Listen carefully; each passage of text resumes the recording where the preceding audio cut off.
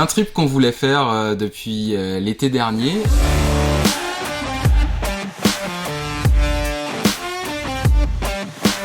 Malheureusement, en fait, on n'a jamais eu vraiment l'occasion d'avoir assez de jours pour pouvoir se rendre là-bas parce qu'il y a quand même 10 heures de route, plus le ferry qu'il faut prendre. Et on a vu environ en fin octobre qu'il y avait 3 jours de beau sur l'île de Vancouver. Pendant l'automne, c'était assez exceptionnel, donc on s'est dit qu'on allait prendre un billet pour le ferry. Donc première chose à savoir sur l'île de Vancouver, c'est que contrairement à nos attentes, c'est une très grande île puisque c'est la plus grande île de l'Ouest américain qui fait une taille qui est supérieure à celle de la Belgique. Donc quand on s'est dit qu'on voulait vraiment aller visiter l'île, on n'avait vraiment aucun plan et on ne s'attendait pas en fait à cette immensité au niveau de cette île. Donc du coup on a commencé par prendre cette route pour monter aussi haut qu'on le pouvait. Donc on a fait quelques petits arrêts pendant la journée, pas très long, ça faisait pas super beau. Donc après on est arrivé à peu près vers la moitié de l'île. On a trouvé un petit endroit pour pouvoir camper pour la nuit au bord de l'eau, donc c'était super sympa. Malheureusement, vu qu'il avait plu le jour même et la veille, le bois que nous avions emmené était trempé, donc du coup on n'a pas pu faire de feu. Donc la soirée commençait un petit peu fraîchement. Et en plus après, pendant la nuit, il y avait eu quand même pas mal de vent, donc c'était pas, on va dire, la meilleure nuit en tente qu'on ait vécue. Mais on va dire que c'était pas la pire. En fait, je sais pas laquelle était la pire dans tout le trip, à vrai dire. On n'a pas tardé, on a été se coucher rapidement et le lendemain matin on a eu un lever de soleil juste incroyable, donc du coup c'était bon, on était remotivés et on est reparti de bonne heure.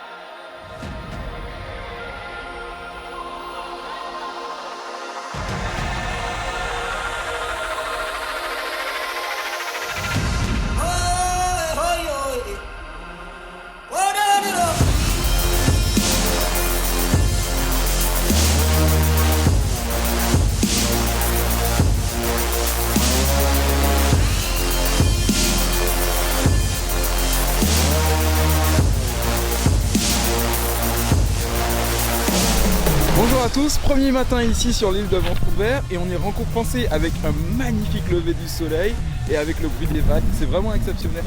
Donc on va essayer de partir dans les coins touristiques et d'en s'en écarter, donc on s'en va vers le nord de l'île de Vancouver. On vous emmène avec nous.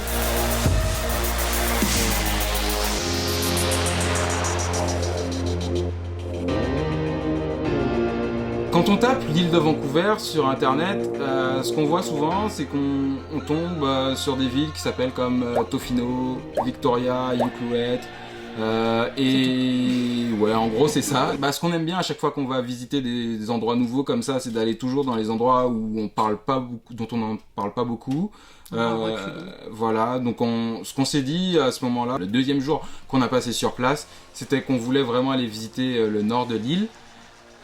Et du coup c'est ce qu'on a fait. Ok, donc 200 km plus tard vers le nord, là on a trouvé un petit village qui s'appelle Telegraph Cove. Et bon, le village en lui-même est un peu mort, il n'y a pas grand chose, mais on a vu qu'il y avait pas mal d'aigles, donc on va essayer de vous montrer ça, mais ils sont très furtifs, donc ça va être difficile à capturer. Oh là là, regarde les aigles.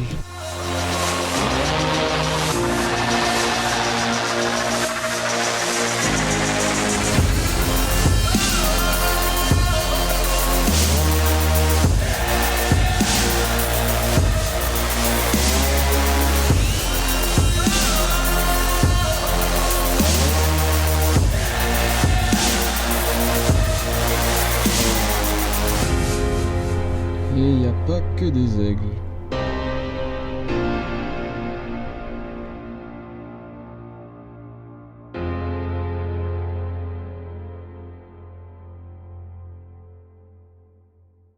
Le deuxième jour, on a continué la route pour pouvoir aller jusqu'à Port-Hardy. C'est là que la vraie route s'arrête. Sauf que le GPS indiquait aucune route au nord de l'île. Ouais. La seule route qu'il indiquait, c'était la route principale et où on pouvait s'arrêter du coup à Port-Hardy. Et après, par la suite, le GPS nous indiquait qu'il n'y avait aucune possibilité d'aller vers l'ouest, le nord-ouest l'extrémité nord-ouest de l'île, alors qu'on voyait qu'il y avait un provincial park, un parc provincial qui était au nord-ouest de l'île, et donc du coup on se demandait comment c'était possible d'y accéder. On s'est dit qu'on allait aller comme ça à l'aveuglette en fait, à l'aveugle, voilà, vers une route en fait qui partait vers l'ouest et qui indiquait une ville qui s'appelle Holberg. Qui est une ville qui a combien Un village, 5 ouais. habitants. Ce qu'on a fait, c'est qu'on s'est rendu au parc provincial de Rathco. Et on a voulu aller voir la côte, mais au final il y avait une rando encore pour s'y rendre. Ouais. Qu'on a commencé à faire et au final le soleil s'est couché super vite, il faisait beaucoup trop sombre et on a préféré faire demi-tour alors qu'on entendait le bruit de l'eau donc on savait qu'on était vraiment pas loin. Mais le sentier était vraiment impraticable, on a marché dans la boue pendant une bonne heure et demie. Oh, c'est dégueu. Oh merde. Surtout sachant qu'on était parti sans rien, c'est-à-dire sans eau, sans lumière. Voilà, on avait juste l'appareil photo en fait, oui. et c'est tout. Et du coup, on s'est dit qu'on va retourner à Cape Scott parce que c'est le seul endroit où on avait vu qu'on pouvait camper légalement. On a pu aller le lendemain matin à la baie de San Josef, qui était du coup juste à côté. On a fait une petite randonnée, 1h30, 2h pour accéder à la plage. On se retrouve aujourd'hui à Cape Scott. Et on est en train de faire une petite rando où on peut voir des gros arbres comme celui-ci là, que vous voyez là. Et vraiment c'est plein de nature, etc. Donc on se rend à la plage. Le trail est très bien entretenu. On va vous montrer ça. C'est parti.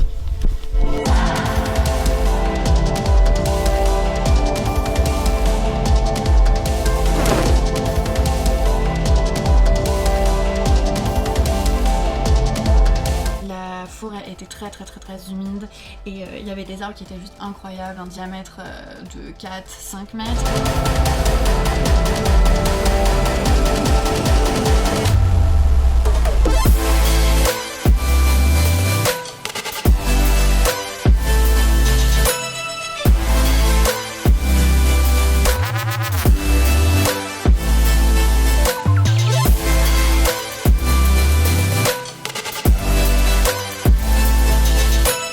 Super bien arrivé à la beach de San Josef, donc tout au nord-ouest de l'île.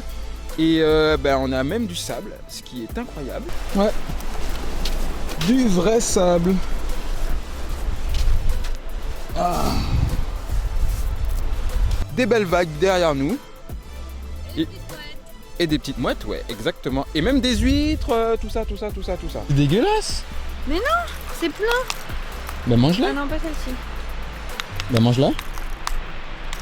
Pas celle-ci. Normalement, avec une autre coquille, on peut facilement l'ouvrir. Je suis pas contente. Ouais, elle est pourrie quoi. Bon, il nous faut un couteau. Le programme que je vous propose pour ce deuxième jour, c'est de vous arrêter à Grand Bay, à côté de Winter Harbor. Donc c'est une belle plage, il y a juste à marcher pendant environ 10 minutes, donc 1 km pour arriver à la plage, et on peut même camper sur la plage. C'est vraiment un spot qui vaut le détour, il est vraiment très joli. Je vais vous montrer ça de plus près.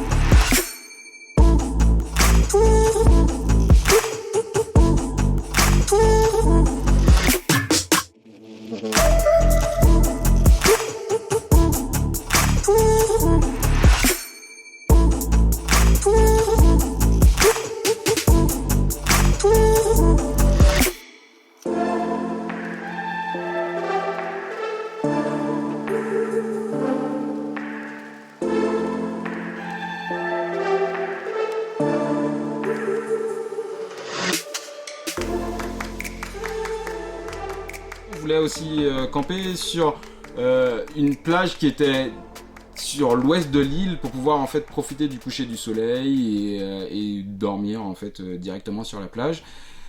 Sauf que toutes les plages qu'on a pu trouver, il fallait à chaque fois prendre toutes nos affaires et marcher pour pouvoir se rendre sur la Il y avait plage. un camping qui était censé être présent à Top Knot, donc nous avons cherché cette plage que nous n'avons pas trouvée. Et vu que le soleil se couchait très très rapidement, on a décidé de s'arrêter et de camper sur le bord du chemin. On était juste au milieu des arbres, c'était pas... On c'est pas entendait fou. la mer, mais on n'arrivait pas encore à la voir. La mer était pas loin, donc on était un peu dégoûtés. Mais bon, voilà. C'était une nuit aussi qui était très froide. Je pense que c'était la nuit la plus froide. Qui m'a paru en tout cas la plus froide. Je sais pas si ça l'était vraiment en termes de température, mais c'est celle qui m'a paru la plus froide. Je pense que quand je me suis réveillé, j'étais tout de suite dans la voiture pour pouvoir mettre le chauffage et j'ai vu 1 degré. 7h42, mets-moi ça à fond. Oh. 2 degrés ce matin. Ah. Le soleil va se lever là. Mais bon, on l'a fait. On s'est motivé. J'ai eu un McDrive incroyable. C'est le meilleur McDrive du monde, les gars. Merci. Par la suite, du coup, on s'est dit qu'on allait essayer de trouver une plage, du coup, qui était dans la région. Celle qu'on cherchait le soir. Celle qu'on cherchait le soir, effectivement. Et donc, du coup, elle n'était pas du tout facile à trouver, mais en fait, on a trouvé un petit chemin qui, au bord de la route, qui était un peu caché dans toute la forêt, en fait. Du coup, on s'est aventuré là sans savoir si ça menait vraiment à la plage ou même au bord de la côte, mais... Et encore une fois, on est parti sans rien, donc c'est-à-dire sans à boire, sans à manger, juste l'appareil photo et c'est tout. Même pas de drone du coup. Mais vraiment, c'était un lever de soleil qui était vraiment bien. La plage, elle était énorme et on l'avait juste pour nous-mêmes, donc vraiment ça, je pense que ouais, ça restera peut-être mon meilleur souvenir.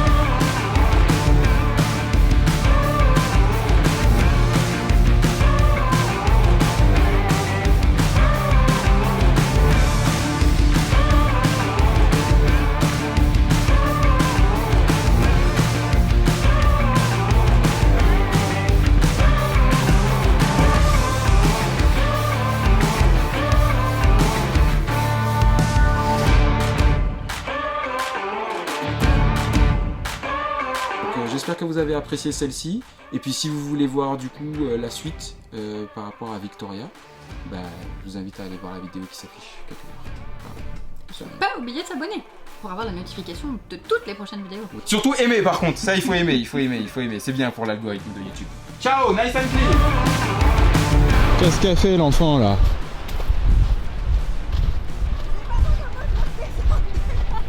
Ça n'est qu'un au revoir. Tu viens m'attraper? Hein? Tu viens m'attraper? Ouais, j'arrive. Allez! À toutes. J'arrive. Bah t'es bloqué? Presque. Alors le plus dur, c'était pas trop le...